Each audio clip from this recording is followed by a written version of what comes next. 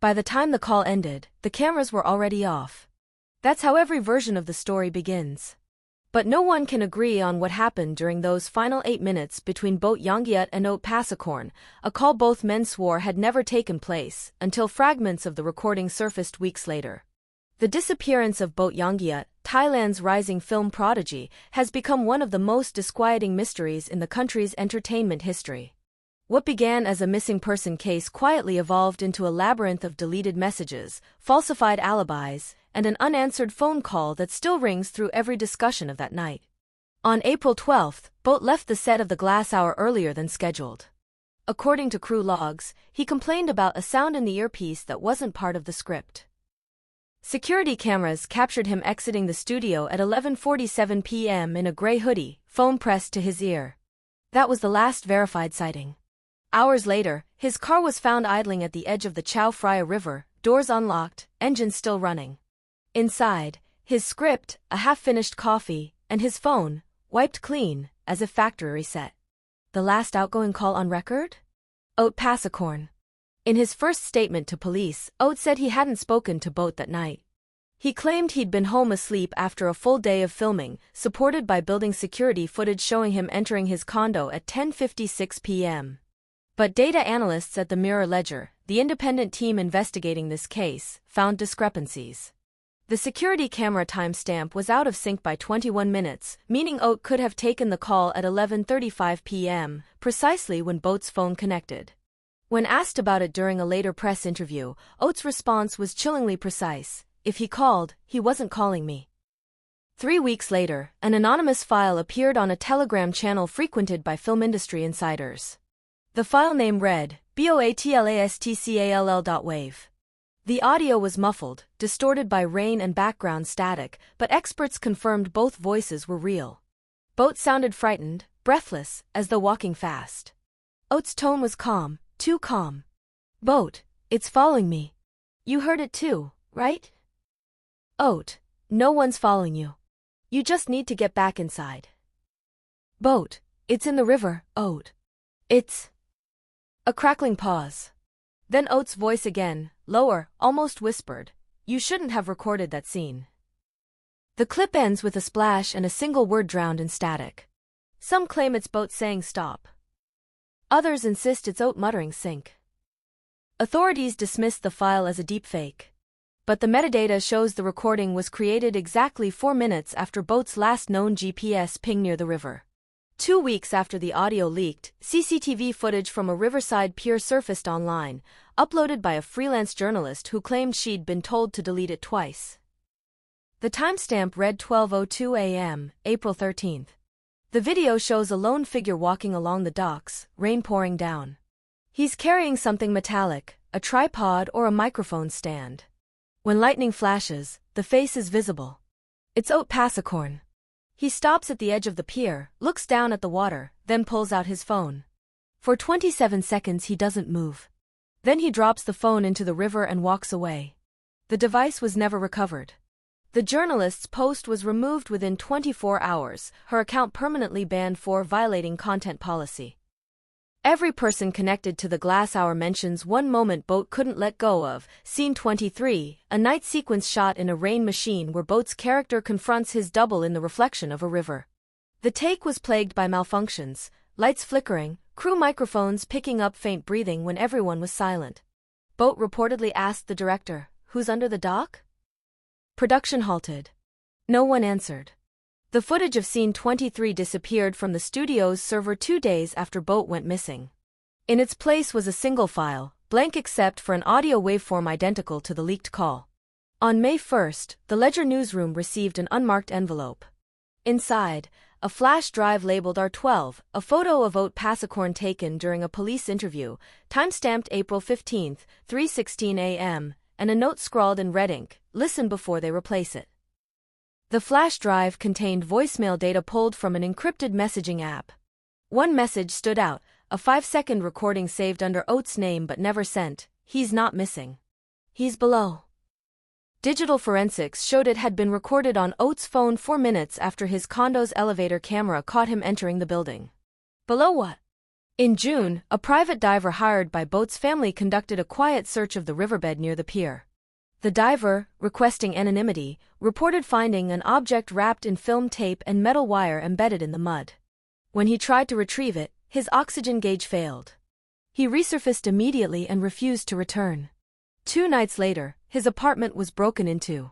Only his dive footage was stolen. He left Thailand the next morning. In his final text to our source, he wrote, "It wasn't a body. It was a frame."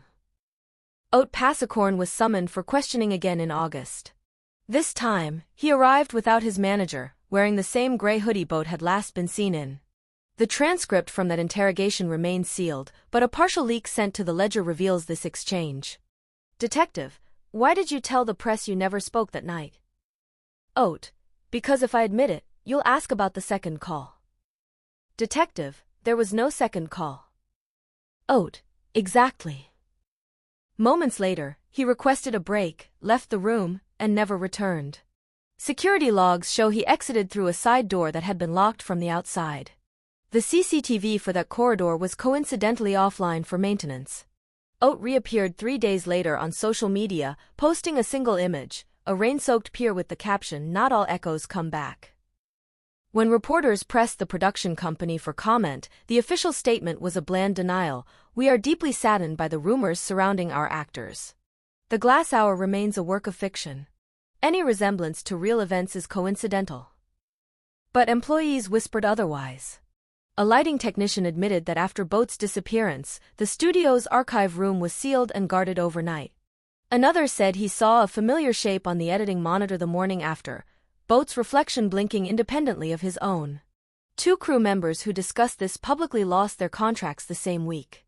New geolocation analysis of Boat's phone revealed one last network handshake before it went dark, 12:06 a.m., April 13, from a tower 400 meters downstream. The signal lasted only 3 seconds, transmitting a single packet of data, a file named mirror.log. The file has never been recovered, but engineers say its hash matches the checksum of a security app used to sync camera feeds. Meaning, the phone tried to upload something. To whom, no one knows. 6 months after the disappearance, Oat agreed to appear on a late-night talk show to close the chapter. He looked gaunt but composed. When asked what he would say to Boat if he were alive, he smiled faintly and said, "I'd tell him he shouldn't have answered." The broadcast cut to commercial mid-sentence. When the program resumed, the host announced a technical glitch. The unedited recording, later leaked by an intern, shows that Oat's microphone continued to pick up audio during the break. He whispered, "He's still calling." In November, investigators revealed that Boat owned a second prepaid phone registered under a pseudonym. It had been inactive for months, until the night of October 12, precisely 6 months to the minute after his disappearance. At 11:47 p.m., the same time he'd left the studio, the phone pinged a tower near Oat's new apartment.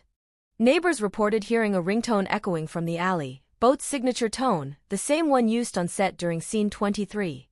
Police arrived 10 minutes later. They found nothing except a wet footprint leading toward the river. Last month, an anonymous courier delivered another envelope to the Ledger.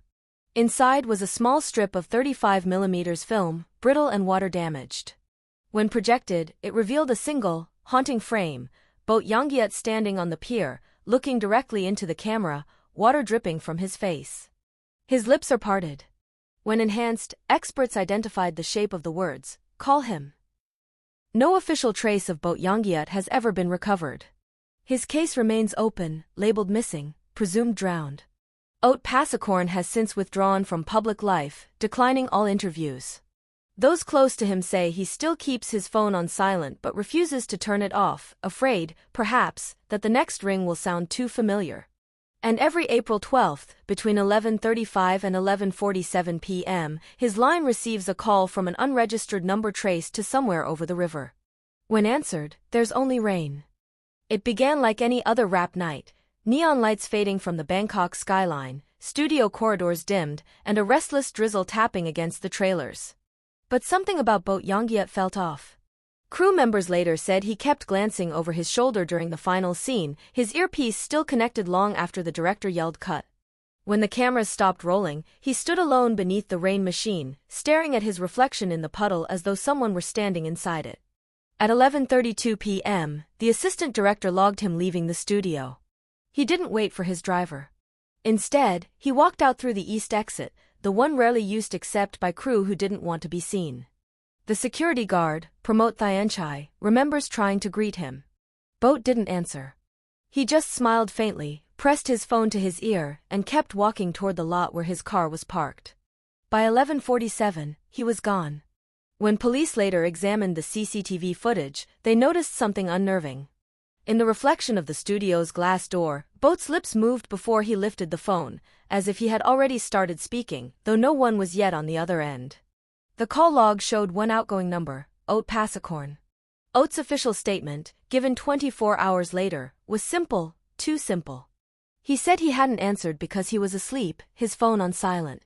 The timestamp from his condo's lobby camera seemed to back it up. He'd entered the building at 10:56 p.m. But digital analysts discovered the feed had been manually synced to a backup server. The real-time delay? 21 minutes. Enough time to answer a call, say a few words, and hang up before the elevator doors opened. It's what he might have said that unsettled everyone who's ever listened to the fragments of the leaked recording. Boat's voice is barely audible, fading in and out with the sound of rushing water. Oat's replies, however, are clear, calm, deliberate, even rehearsed. Boat, it's still behind me. Oat, there's nothing there, Boat. Just go home. Boat, you saw it too, that night at the dock. Oat, stop talking about that. Experts later confirmed both voices were genuine. Yet Oat continued to deny the call ever existed. When reporters confronted him with the leaked file, his only response was a whisper that microphones almost missed: "If he called, he wasn't calling me." That sentence became the cornerstone of the entire investigation, a quiet admission wrapped in denial. The drive from the studio to the Chao Phraya River takes 15 minutes. But Boat's car was found nearly an hour later, still running, headlights cutting through the mist. His wallet was untouched. His phone had been wiped. The passenger seat held a coffee cup with a single fingerprint, Oat's. Forensics couldn't explain that. Oat claimed he hadn't been in the car in weeks. Yet residue from the same brand of cologne he endorsed was found on the seatbelt buckle. Residents living near the river later told police they heard a car horn blare 3 times in rapid succession, followed by a splash. One witness, a night fisherman named Yongyut, swore he saw a figure wading into the water, holding a phone aloft like a lantern. He was talking to someone, Yongyut said, but there was no one on the shore. When shown a photo of Boat, Yongyut hesitated. Then he said, "That's him," but his face was different. Like he was listening to something that hurt.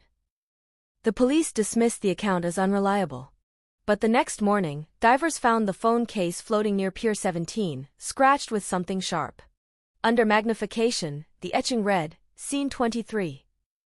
That phrase sent ripples through the production team of The Glass Hour. Scene 23 was a sequence both actors had filmed just 3 nights before, a nighttime reflection scene set at a riverside location eerily similar to where Boat vanished. During that shoot, the sound department reported faint static interference resembling whispering between the actors' dialogue. Boat had joked at the time that someone else was listening through the water. That same night, he reportedly confided in a makeup artist that he wanted to reshoot the scene because the reflection wasn't mine anymore. By midnight on the day he disappeared, every signal from his phone had gone dark, except one. A transient connection to a nearby signal tower was logged at 12:06 a.m., transmitting a single encrypted file named mirror.log. What was inside that file remains unknown. The data vanished before investigators could trace it. What's stranger is that Oat's phone registered an incoming call at that same moment. Not a voice call, just a pulse, like a signal ping. When tech analysts asked him about it, he said it must have been a network glitch. But a network engineer later told the Ledger that such a glitch would have required both phones to be within 100 meters of each other. If Oat had been home, that would have been impossible. 3 days after Boat's disappearance, a studio janitor cleaning the editing bay found something taped under the desk, an old-fashioned microSD card, wrapped in waterproof film. On it was corrupted video footage showing a dimly lit pier, rain streaming across the lens. The timestamp matched the night Boat vanished. Only one line of dialogue could be salvaged from the damaged audio, a man's voice saying, "You shouldn't have recorded that scene." Oat's publicist called the footage a hoax, but the studio quietly confiscated the original copy. The janitor who found it resigned the following week. By then, the case had already begun to spiral. Fans flooded social media with theories that Boat had faked his death, that the glass hour contained hidden symbolism predicting his disappearance, that Oat's silence was part of a non-disclosure agreement. But nothing explained why his car's onboard dashcam, designed to record on motion, had stopped exactly 1 minute after he answered the call. The recording ends with the sound of heavy rain, then a single word, wait. Experts disagree whether it was Oat or Boat who said it. Some hear fear. Others hear command. But every forensic attempt to clean the audio seems to distort in the same way, producing faint echoes, a third voice buried beneath the static, repeating something that sounds like call him.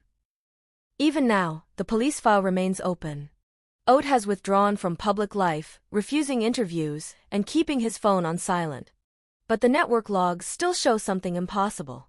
Every April 12th, at exactly 11:35 p.m., his number receives a single incoming call from an unregistered line traced to the same riverside tower where Boat's phone last went dark. Each time, the call lasts 8 minutes. The same length as their last conversation.